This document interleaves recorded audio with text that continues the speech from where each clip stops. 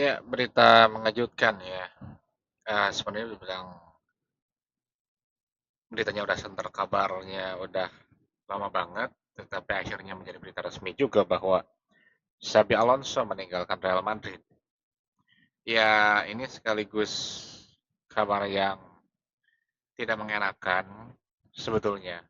Tetapi sebetulnya gue bilang ini berita yang merusak legacy dari Real Madrid itu sendiri ya. Karena berita tentang pemain yang gak ngedukung Xabi Alonso itu udah santer terkawal dari sejak awal musim lalu atau dari sejak awal musim ini gitu ya. Dan itu jadi nyata sekarang puncaknya dengan mengundurkan dirinya Xabi Alonso. Ya, it's okay. Ada yang bilang uh, Xabi Alonso itu dipecat, ada yang bilang juga bahwa Xabi Alonso itu mengundurkan diri ya. But that's okay. Apapun itu, ya yang jelas Xabi Alonso udah tidak lagi menjadi pelatih Real Madrid. That's it.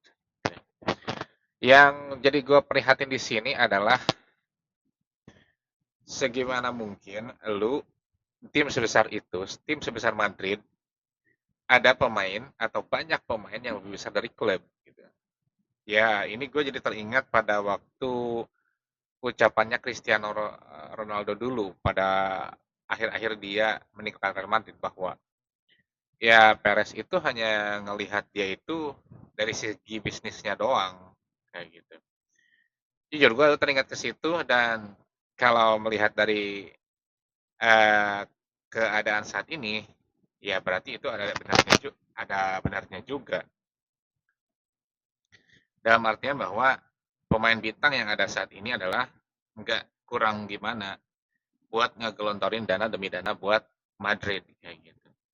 Yang mereka lebih mementingkan itu aspek bisnisnya daripada bahwa menunjukkan bahwa mereka itu adalah sebuah tim dan sebuah tim itu tidak bisa kalah oleh pemain.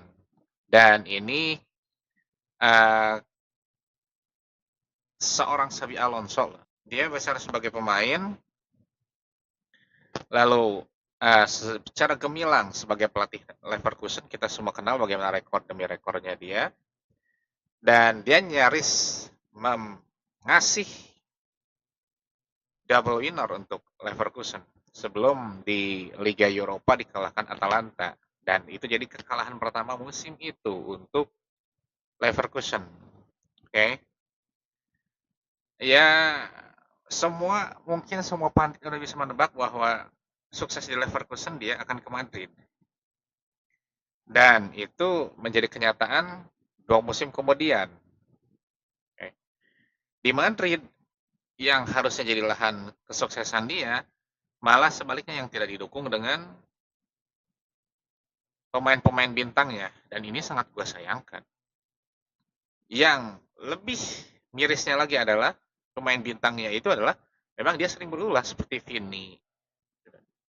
Ya akhir intinya jadi Madrid itu lebih milih pemain yang kayak Vini yang dengan kebintangannya dia tapi dia bisa menyalurkan pundi-pundi uangnya untuk klub daripada seorang Xabi Alonso yang kredibilitasnya udah nggak diraguin lagi. Itu tentu fakta yang sangat menyedihkan sih ya untuk tim sekelas Madrid.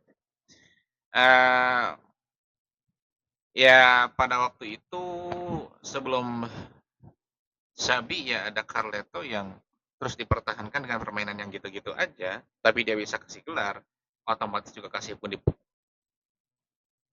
otomatis dia juga bisa kasih pundi-pundi bisnis ke Madrid. Ya, otomatis juga akan dipertahankan gitu ya. Ya, sementara ini lebih banyak unsur bisnisnya dari pengunduran diri Xabi Alonso ini daripada persoalan sepak bolanya, gue bilang. Ya, justru kalau kita cerdas, nggak hanya sebagai uh, apa ya, dengan kardus-kardus gitu ya. Ya ini tim sekelas Madrid yang harus mempertahankan legacy mereka dengan luar biasa, dengan banyak gelar dan sebagainya macam.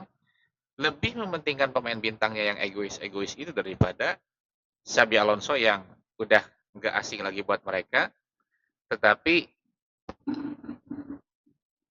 apalah arti Xabi Alonso apabila memang tidak bisa memanage atau membuat senang para pemain bintangnya. Ya, itu sangat sangat menyedihkan buat gue sendiri sih sebetulnya. Ya, uh, jujur awal musim gue sangat suka dengan Madridnya Xabi Alonso. Di sana nggak ada keegoisan, di sana pure teamwork, bahkan beberapa langkah mengejutkan kayak Valverde tiba-tiba ke back tengah. Tetapi ya cukup kepake juga. Cuman akhir-akhirnya ya seperti ini. Feeling gue selain Vini ya yang kurang terima itu adalah Valverde juga. Dia bermain di luar posisi naturalnya.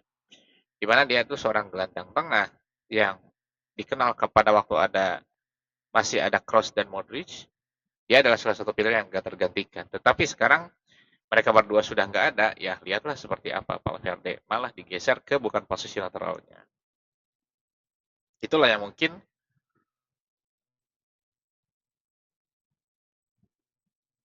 salah satu salah satu yang membuat salah satu unsur yang udah nggak kondusif lagi nih kayaknya nih Madrid di bawah Xabi Alonso ini. Maka mungkin di belakang layarnya ada sebuah ultimatum dan lain-lain, tapi Xabi Alonso lebih memilih dia untuk mengundurkan diri. Sorry itu sih bukan gua karena Milanisti ya, tetapi ini harus menjadi pukulan untuk siapapun bahwa bagaimana mungkin lo bisa kalah dengan seorang pemain atau dengan para bintang yang di tim lo gitu kan.